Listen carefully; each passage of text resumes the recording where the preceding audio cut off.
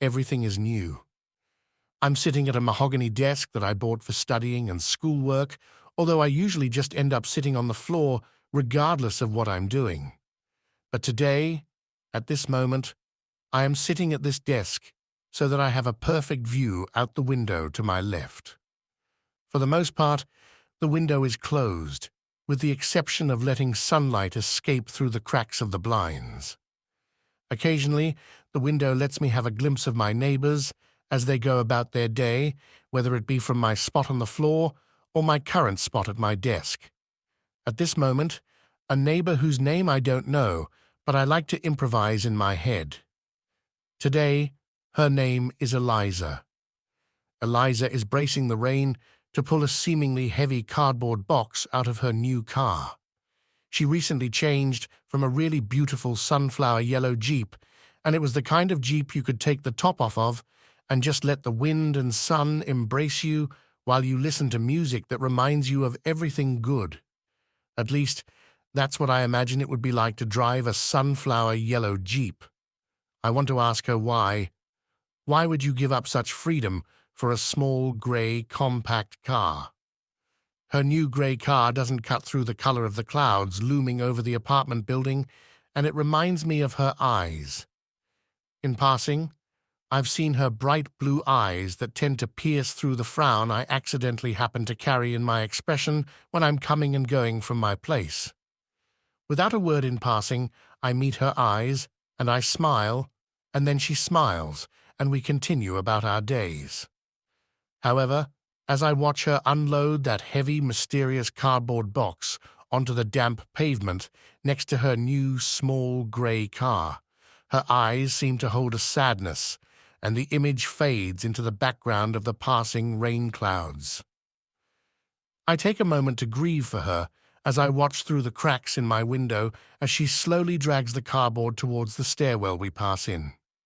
I should really open my blinds more.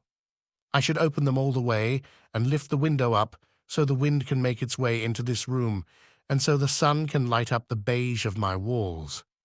I should do a lot of things.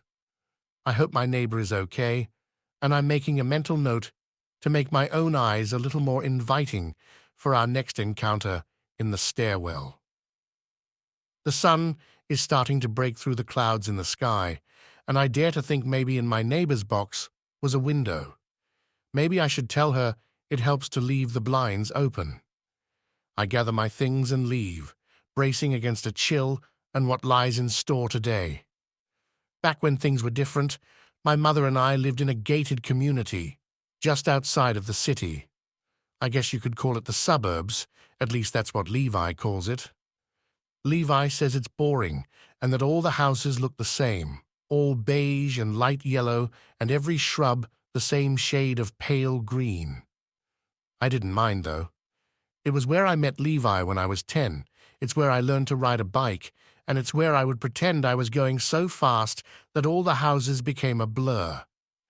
I can still hear my mum's voice behind me, telling me to be careful while she stood in the road watching for cars, even though the speed limit was 10 mph, even though we lived in a cul-de-sac, even though I was only ever going in circles. "Emma, you okay?" Levi's voice cuts through my memories as he squeezes my hand. "Yeah, I'm fine," I whisper back. I toss a glance up at him as we let the words hang in the air.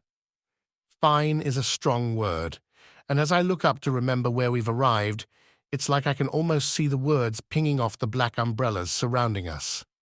I didn't bring an umbrella. I probably should have expected it to rain. Isn't it always raining at funerals? The priest locks eyes with me through the mist as he asks us to bow our heads in prayer, and I feel a chill rush down my spine. I haven't brought a jacket either, and I think my mother ought to be rolling in her grave that I don't have a jacket or umbrella.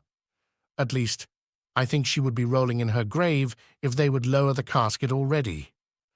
The thought catches me off guard, and I look down as a smile sneaks up onto my grieving face.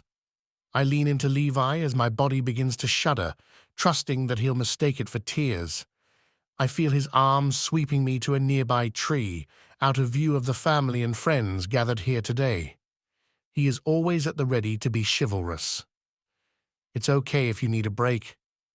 He's lowered us both to the ground and lifts my chin up to look at him, and I just can't hold it in any longer.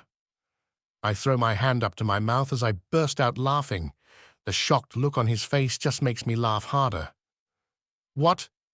Giggles start to invade his voice. The hell? It's not long before we are both laughing, our bodies hidden but shuddering, and our giggles muffled by our own hands. The giggling winds down, and we sit against the tree in silence, looking across the graveyard and watching as the rain creates a shimmer across the tombstones. The people I spoke to about my mother's tombstone said it would take a few weeks to be ready. I wonder if hers will shimmer in the rain, or if it will carry the same expression she carried with her. Flat, melancholy, unwavering. I lean my head against his shoulder, like I have for the last 8 years of our friendship. The priest's voice sounds distant in the background. Did I ever tell you why me and my mum moved here? I ask him. Not really. Why? My mum wanted me to grow up in a safe place.